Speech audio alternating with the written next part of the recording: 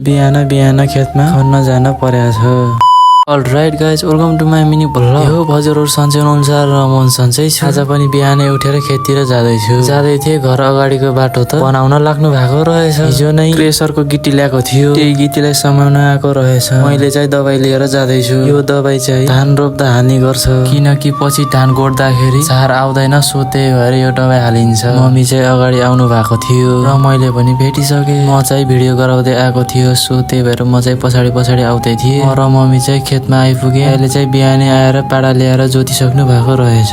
भेनाले पनि जोत्दै हुनुहुन्छ। पानी नभएको कारणले बाजा जोत्दै खन्दै गरेका छौँ। पछि पानी आयो भने हामी आफैलाई सजिलो हुन्छ भनेर। आज चाहिँ बिहानै हावा चलिरहेको छ। यस्तो हावा चलेको काम गर्न पनि मन लाग्छ। सधैँ घाम लाग्छ, कहाँ गर्न सकिन्छ त नि। मैले चाहिँ भेनालाई पानी दिन जाँदैछु। यो गरीमा पानी भन्ने चिज कति जान्छ साथीहरू, कुरै नगर। भेनाले चाहिँ एकदम काम गर्नुहुन्छ है। खाना खाने टाइम पनि भइसकेछ। यो दुईटा खेतलाई कम्प्लिट गरेर खाना खान गए। मैले चाहिँ खाना खाएर पनि सके। मम्मीहरूले खाँदै हुनुहुन्छ। आप टिपेर हामी दुईजना लाग्यौँ घरतिर। हामी चाहिँ घर आइपुगे। हिँड टिपेको आप चाहिँ यतापट्टि छ है ढाकरमा। अब नुहाउन पर्ने हुन्छ। अहिले चाहिँ भाइ नुहाउँदैछ, त्यसपछि म नुहाउँछु। भाइ नुहाउँदै गर्दाखेरि बाटो गराएको हेरेर बसे। मैले चाहिँ नुहाएर पनि सके। देखाइदिएको ल मेरो पावर हेर्नु साथीहरू। थकै पनि लागेको छ, अब एकछिन आराम गर्नु पर्ने हुन्छ। दिनभरि सुतेर पनि उठिसके। मैले चाहिँ मुख पनि धोएको छैन। बाहिर गएर हेरेको भने यति लागेको थियो कि साथीहरू कुरै नगर। मलाई चाहिँ भोक लागेको थियो। नुन पिसेर आप खान पर्ने हुन्छ। नुन सिलौटामा राखेर नुन पनि पिसे। अब पालो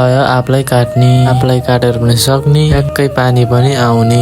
1-2 घन्टा पानी आए पनि हुन्थ्यो नि। कमसे कम भोलि त रोप्न पाइन्थ्यो। रोप्न भ्याउनको लागि 3 दिनको मेलो थियो। पानी नभएको कारणले 4-5 दिन लाग्ने भयो। अझ आप र नुनलाई मोलेर सबै मुखमा हाल्दा यति मिठो हुँदैन कि साथीहरू कुरै नगर। हजुरहरूको घर पनि आप छ भने प्लिज एकपल्ट ट्राई गर्नु होला, एकदम मिठो हुन्छ। बाहिर पानी आएको कारणले फेरि भित्र आएर खान थाले। यो भिडियो धेरै नै लामो भइसक्यो साथीहरू। मैले चाहिँ खाँदै गर्छु। हजुरहरूलाई भेटौँला अर्को भिडियोमा। ल साथीहरू, आजलाई भिडियो यति नै। भिडियो के कस्तो लाग्छ कमेन्ट गर्नु होला। भिडियो मन पर्छ भने फलो पनि गर्नु होला। Bye bye.